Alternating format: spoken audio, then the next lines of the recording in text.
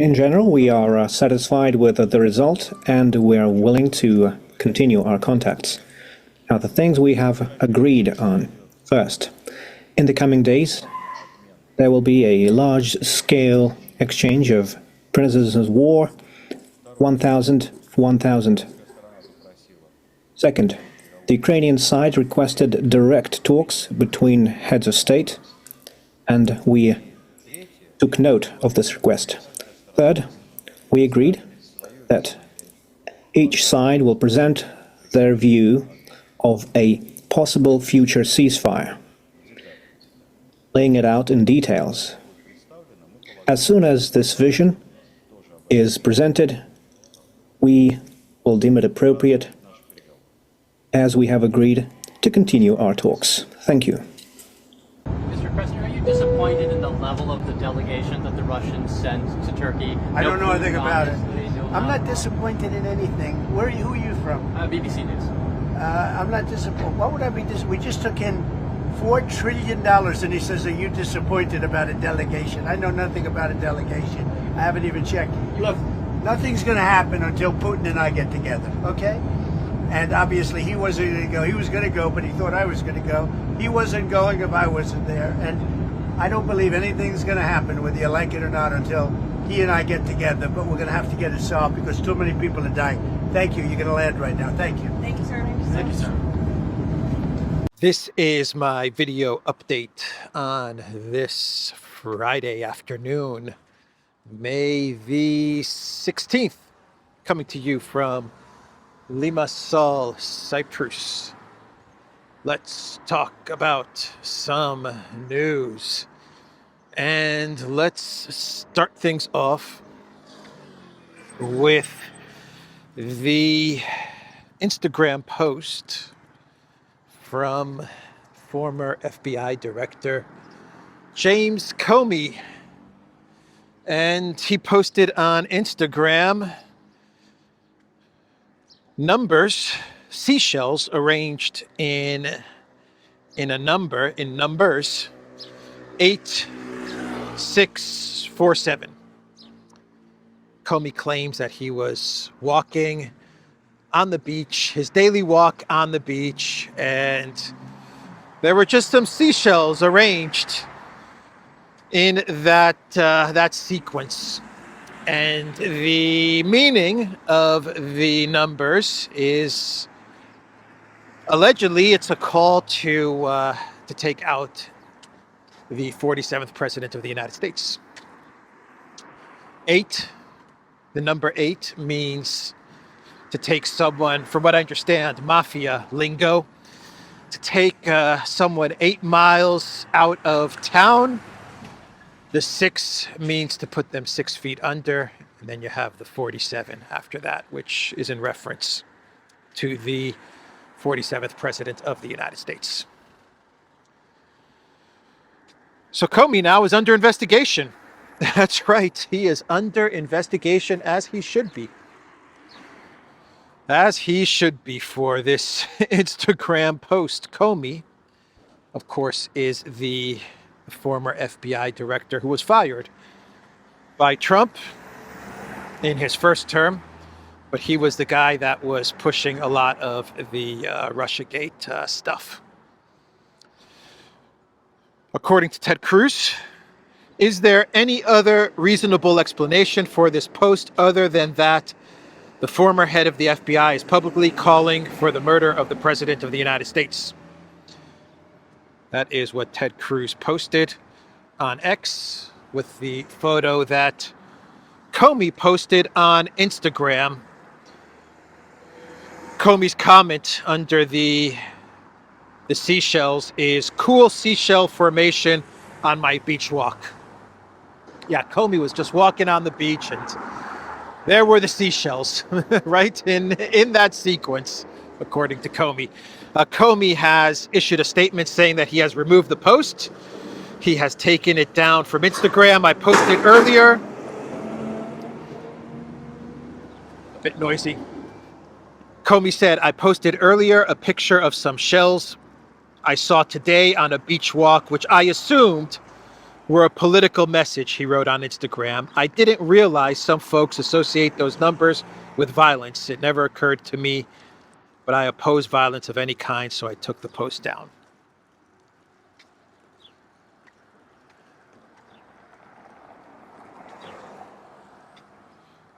Yeah, Kristi Noem put out a statement saying that she's going to investigate the issue. Kash Patel of the FBI said that he is going to help out to investigate the issue as well. Comey could be in big trouble for that post. He thought he was being clever and cute. Not clever, not cute. You don't make those types of threats. You don't post those types of threats on social media, especially if you're the former FBI director and you have a well-documented history of your hatred towards Trump. So that is what is going on with Comey. And let's talk about the Istanbul Talks. The Istanbul Talks. Let's talk about the Istanbul Talks that are taking place today.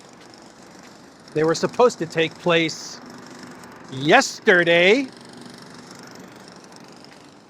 but that didn't happen. That did not happen. The Russian delegation was waiting for the talks to begin at 10 o'clock yesterday, as it was agreed by all parties involved. They were waiting at 10 o'clock for the negotiations to begin. Then the negotiations got postponed until 2 o'clock because Elensky was flying into Ankara, not Istanbul. He was flying into Ankara at 11 o'clock, and he was going to meet with Erdogan. And then the talks were going to take place after his meeting with Erdogan. And then it was announced that the talks would take place at 6 o'clock. And then it was announced that there will be no talks. That was all yesterday. And later in the evening, it was finally agreed that the talks would take place today, this Friday. I believe the starting time was 10:45, 11 o'clock. That's when the U.S. delegation with Marco Rubio in Istanbul, they met with the Ukrainian delegation with Turkey there as well. Turkey is mediating everything. They've got the role of the mediator. And then after that meeting, we would get the talks between Russia and Ukraine with Turkey mediating. There are reports claiming that the U.S. delegation did manage to talk a bit to the Russian delegation as well, but I don't think this was part of the official agenda. They're being very careful to make sure that the U.S. delegation isn't in the same room having direct talks with the Russian delegation, with Turkey there mediating, because that would look really bad for Ukraine and for the Europeans, and they want to avoid a situation where it shows the Russians and the Americans in direct talks in Turkey. But there are reports saying that they did manage to speak to one another. Anyway, as I am recording this video, the talks between Russia and Ukraine are underway. The Americans, they came to Istanbul for these talks dressed in suits and ties. The Russians came to these talks dressed in suits and ties. The Ukraine delegation, some of them look like they're wearing suits and ties, but a lot of them are wearing military outfits, of course. What else are they going to wear? They decided to wear the military uniform, even though it is my understanding that none of these Ukrainian negotiators were actually serving on the front lines. Here's a post from Miroslav Oleshko. Members of Elensky's delegation arrived at the peace talks in military uniform. The members of the Russian and Turkish delegations, as well as previously those from the U.S., wore formal suits. This despite the fact that none of these clowns have sat in the trenches, fought in the war, and are merely dressed up corrupt representatives of the regime who engage in politics. This is a direct message Elensky does not want peace.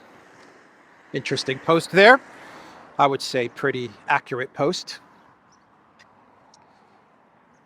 So Elensky, he spent a total of what, 6 hours in Turkey.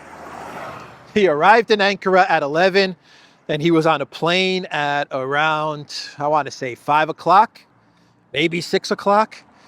He was on a plane out of Turkey heading towards Albania, where there is an ECP meeting. I forgot what that stands for. It's European something forum that's taking place in Albania.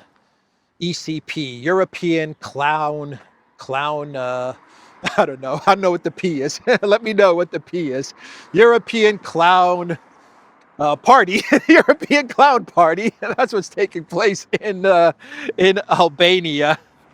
They love to have their summits and their forums, huh? They really love their summits and their forums. You know why?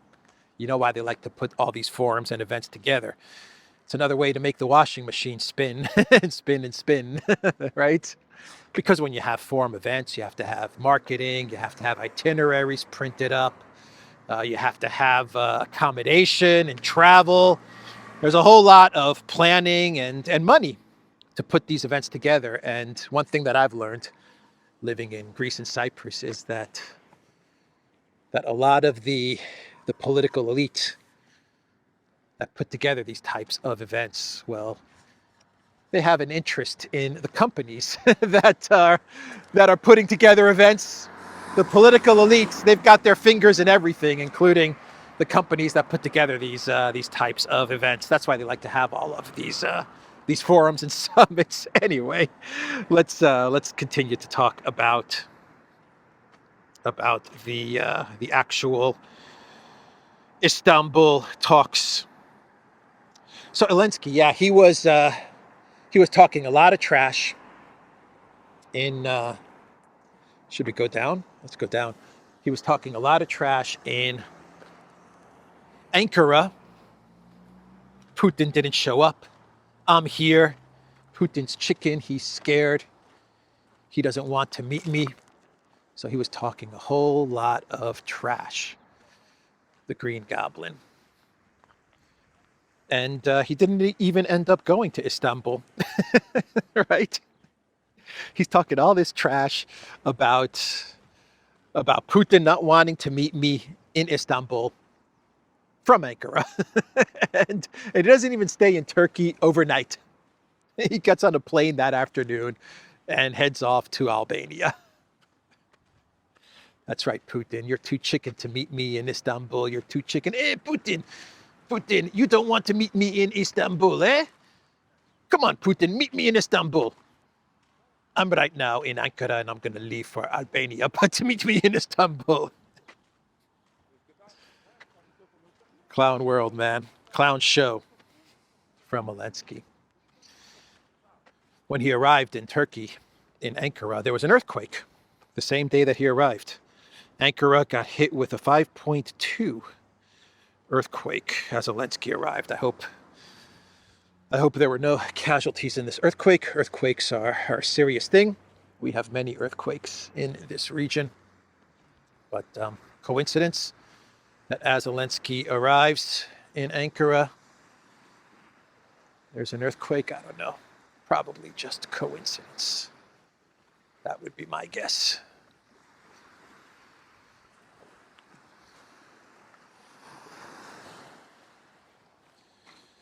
So yeah, he went off to Albania to meet with all the European leaders, all the same European leaders that he's been meeting with every other day, it seems. Every other day they're getting together to meet. Ursula von der Leyen, von der Pirate, van der Cowgirl. She posted on X in Tirana for the meeting of the European political community. Political community, that's what it means. ECP. ECP. Not European clown party. European political community.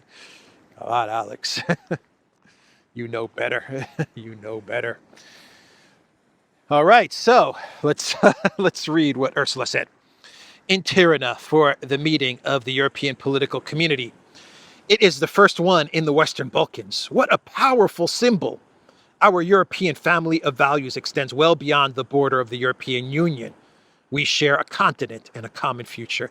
Is it me, or does Ursula pretty much post the same freaking thing on social media? Every one of her posts on X is pretty much the same thing. It's the same exact thing. She talks about values. She talks about symbols, sending a powerful message, or sending a powerful symbol, or sending a strong message. And then she talks about values, EU values, European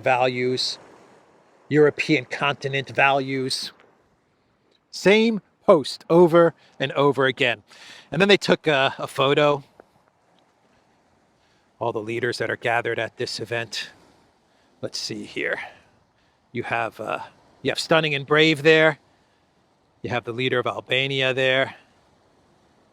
You have Costa. You have Ursula, and then you have towering over Ursula, right next to her, is Vučić. Vučić, the leader of Serbia. Why did you go to this, Vučić, man? Come on.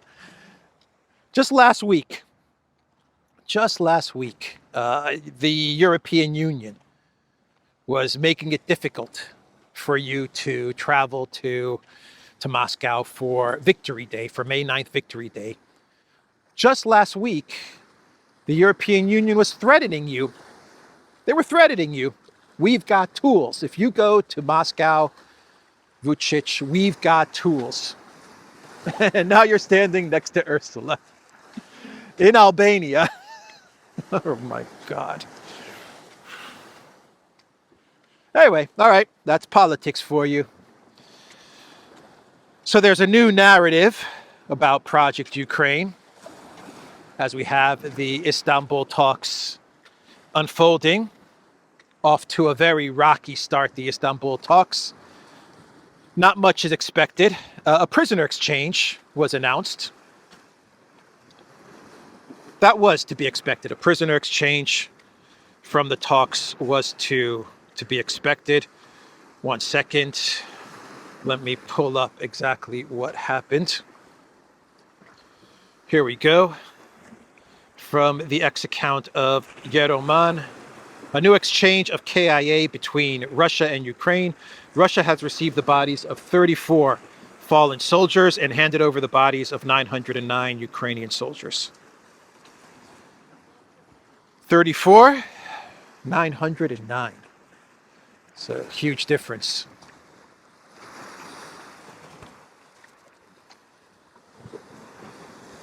So Medinsky, he put out a statement to clarify, and this was needed, to clarify what Russia is looking to do at these negotiations, because the collective West media, they started to put out a narrative that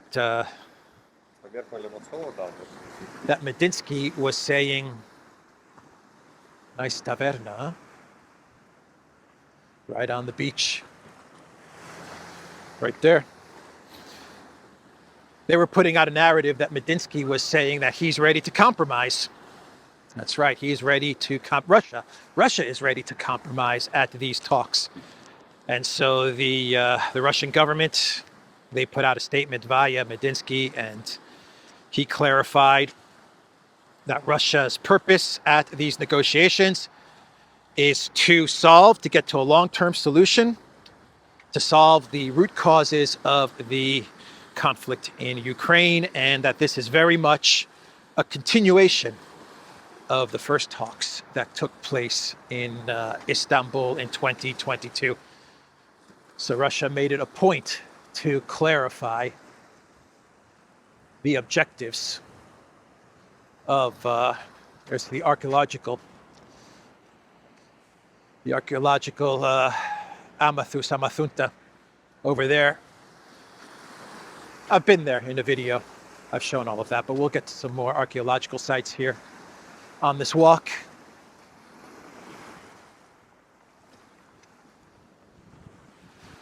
So yeah, he had to put out that clarification.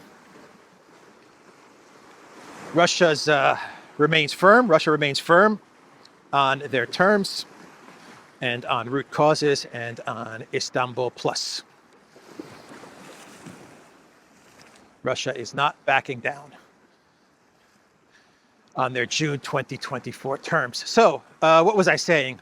A new narrative. That's right. We got a new narrative on the whole Project Ukraine negotiations. And Trump kicked it off.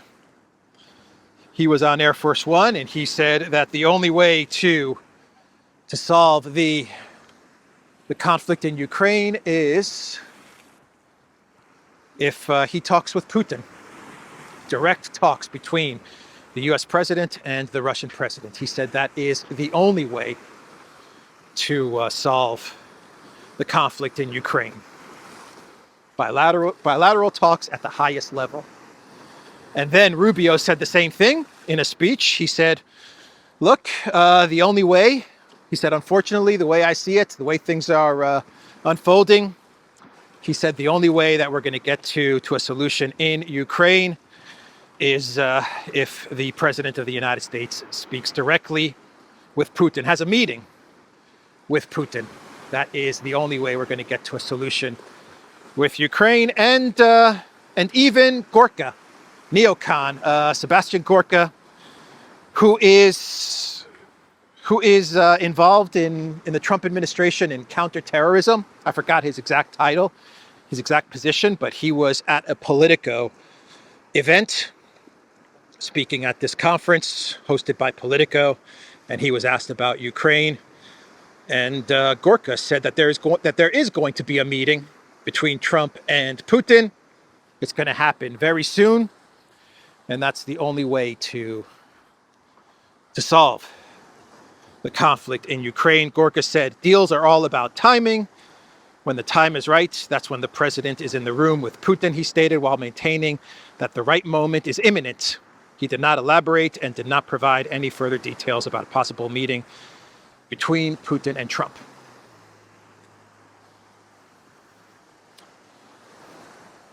So everything has shifted, it seems. We'll get these talks in Turkey. We'll get a prisoner exchange. Hopefully the hostages, I call them hostages, that's what they are, they're hostages. The civilians that Ukraine has taken, about 52 civilians from Kursk. Hopefully they will be released. These were civilians living in Kursk that, according to Russian officials and Russian intel services, Ukraine is holding on to these civilians as leverage. But hopefully we'll get a deal where they are released in exchange for Ukraine military and Azov guys. That's the deal that Russian intel is talking about. Most likely that'll happen. Prisoner swap. These civilians hopefully get back home to Russia, and I imagine that will be most of what we get from these bilateral talks. Maybe we'll be surprised. I don't know. By the time this video goes up, we're going to have statements from the Russian side, from the Ukrainian side. At least that's what they're telling us.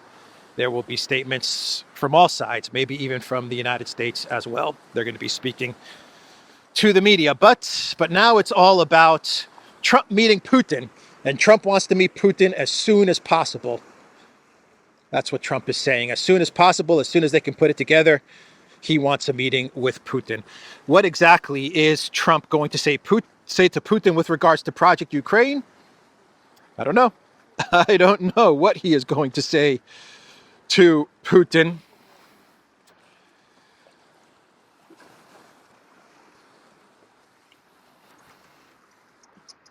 Maybe he's going to ask him to help him out of this tough spot that he finds himself in. Maybe something like that.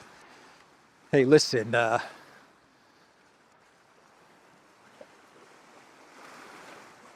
Listen up, Vladimir Putin, president of Russia. Listen up. I'm in a bit of a tough spot here with Ukraine. Can you just accept the Kellogg freeze and help me out? I don't know. Maybe that's what he's going to ask of Putin. I have no idea, man. But you know, if you're going to negotiate a peace in Ukraine, well, that's going to take some time. That's going to take a lot of talks between the United States and Russia. It's going to take a lot of diplomacy, and it's going to have to be based on June 2024 terms at a minimum. A good thing, I would say it's a good thing that Trump meet Putin, but they have to get the ball rolling on bilateral negotiations and bilateral talks. And it has to be based on June 2024 Istanbul Plus terms. That's the only way this thing is going to move forward. It is not going to move forward on the Kellogg freeze plan.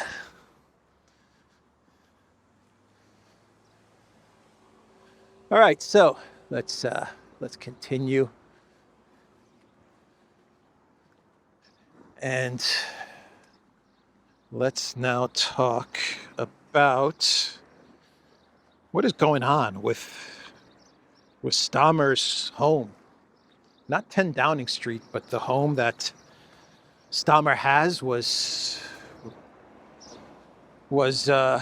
put on fire, was lit up by a Ukrainian national. That's what the UK authorities are saying.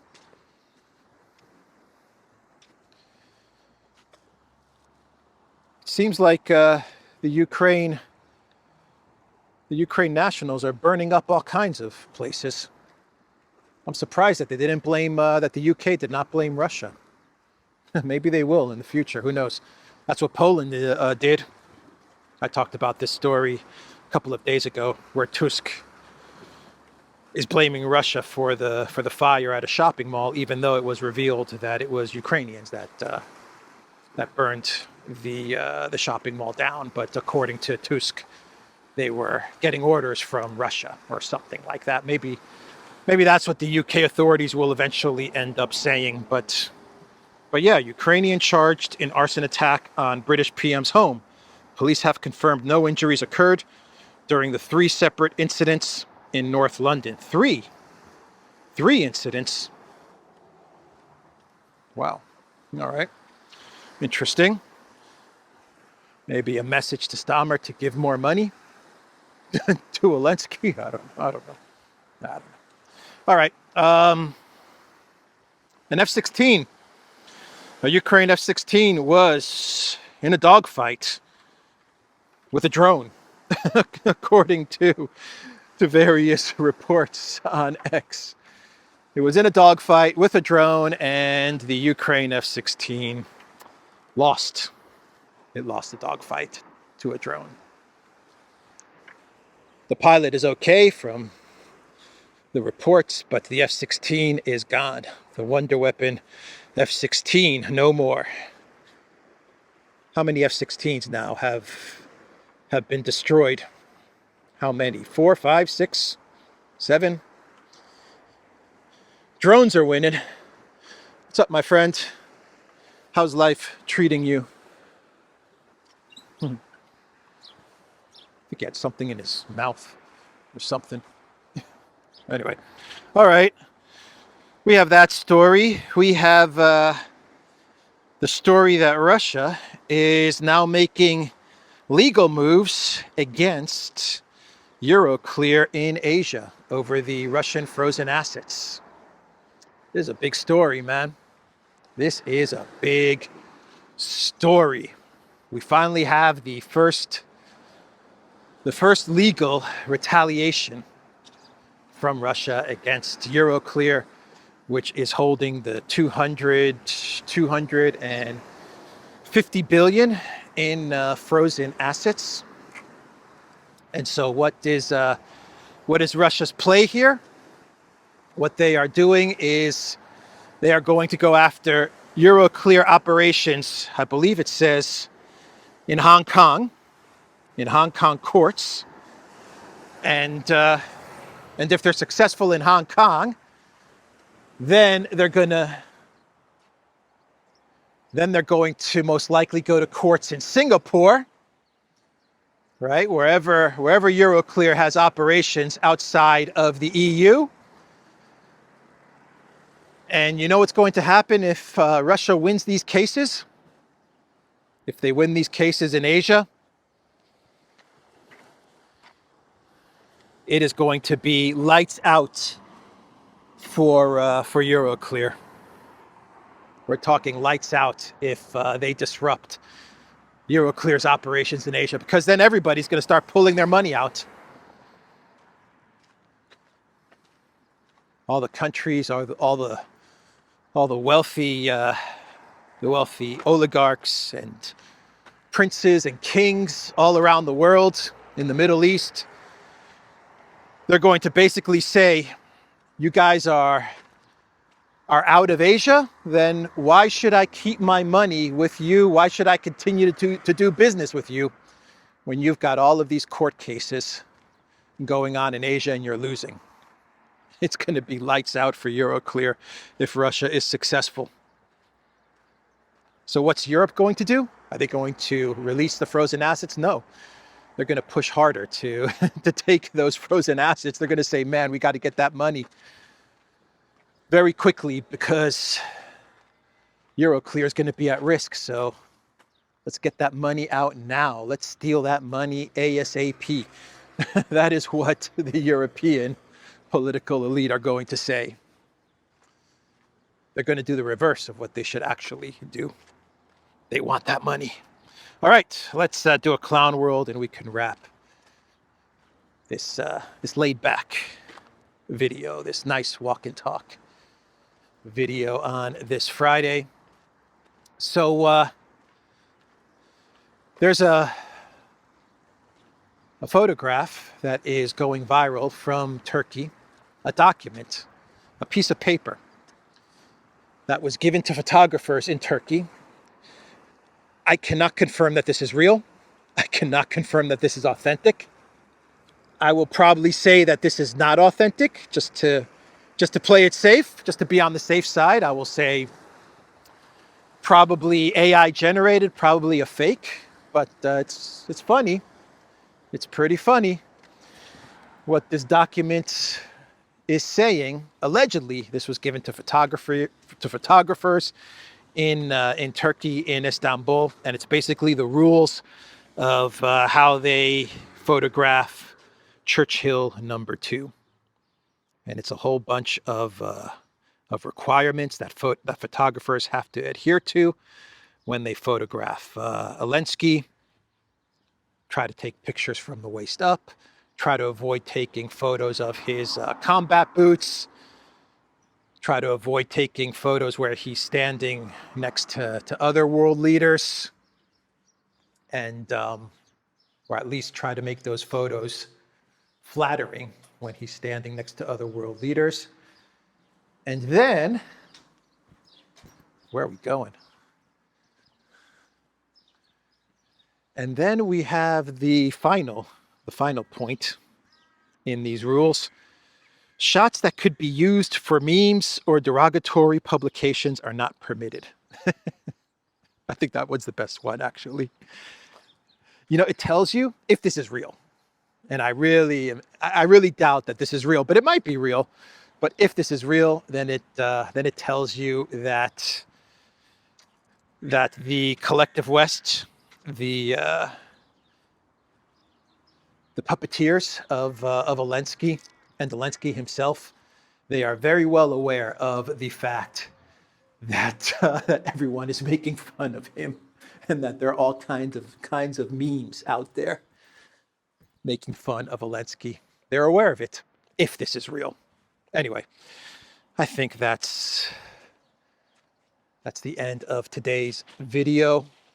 I could do one more story. I think this is actually an important one. Not a clown world, but I think this is an important story, which is that the Russian general Andrei Mordvichev has been appointed the new commander-in-chief of the Russian ground forces.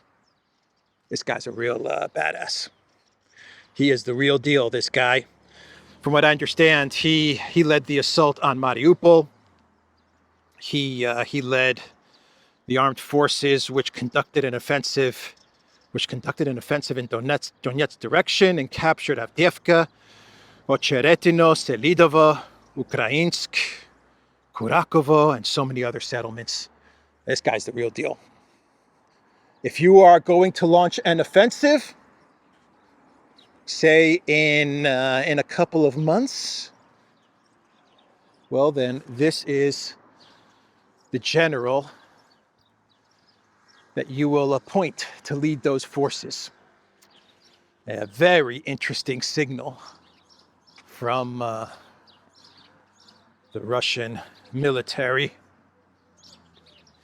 And you know, this is the general that Collective West Media ran stories about over the past couple of years, that he was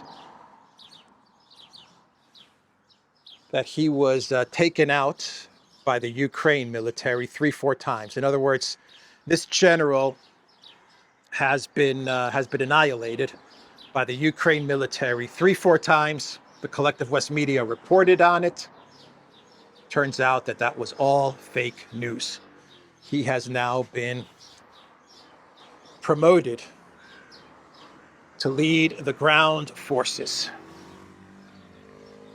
The ground forces for what? For what? I think we all know what's coming. Let's see what happens with these talks and these negotiations. Now let's see if we do get a Putin-Trump summit in the next couple of weeks and what exactly that will mean. All right, that is the video, everybody. TheDuran.locals.com. We are on Rumble, ODYSEE, BitChute, Telegram, Rockfin, and X. Go to the Duran shop, pick up some merch, like what I'm wearing in this video update. There is a link in the description box down below. Take care.